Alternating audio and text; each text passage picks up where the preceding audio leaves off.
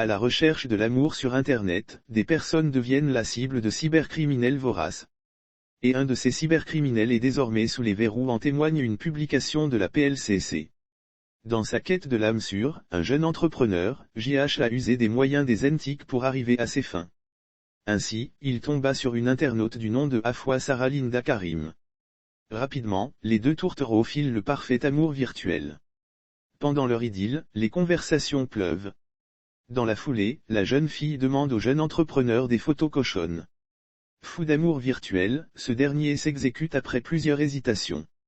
Des images et des vidéos de sa nudité à profusion sont produites et maintenant en possession de sa dulcinée. Une fois ses prises de vue en main, Afwa Sarah Linda Karim se dévoile sous sa vraie face et ses réelles intentions. Afwa Sarah Linda Karim met au grand jour son ambition de rançonnement. Ce sont des menaces de publication de ces images sur les réseaux sociaux qui suivent. C'est la délicate somme de 100,000 FRGFA qui est exigée pour freiner son acte malveillant. Afwa Sarah Linda Karim, décidé de durcir le ton dans la peur, JH se voit contraint d'obtempérer et de donner le pécule demandé. Mais, ce n'est que le début d'un chantage. Quelques jours plus tard, la dulcinée virtuelle récidive. Afwa Sarah Linda Karim, décidé de durcir le ton. À la suite de cette seconde menace et vu la sensibilité des éléments en la possession de Afwa Sarah Linda Karim, JH se rend dans les locaux de la plateforme de lutte contre la cybercriminalité, PLCC, pour porter une plainte. Le voile est tombé. Les enquêtes menées par la PLCC en appui avec le laboratoire de criminalistique numérique, ont permis l'interpellation de Monsieur KTB, âgé de 19 ans, élève en classe de première, a soumis à un interrogatoire dans les locaux de la PLCC. KTB reconnaît être l'utilisateur du profil Facebook Afwa Sarah Linda Karim ainsi que d'autres faux profils Facebook.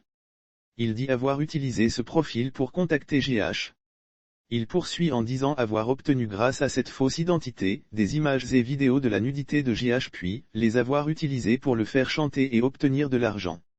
Il reconnaît avoir menacé de publier les éléments en sa possession si JH ne lui donnait pas davantage d'argent. Il affirme pratiquer la cybercriminalité pour le plaisir et utiliser les montants perçus pour acheter des produits cosmétiques et de la nourriture. Il termine en s'excusant et demande pardon à JH.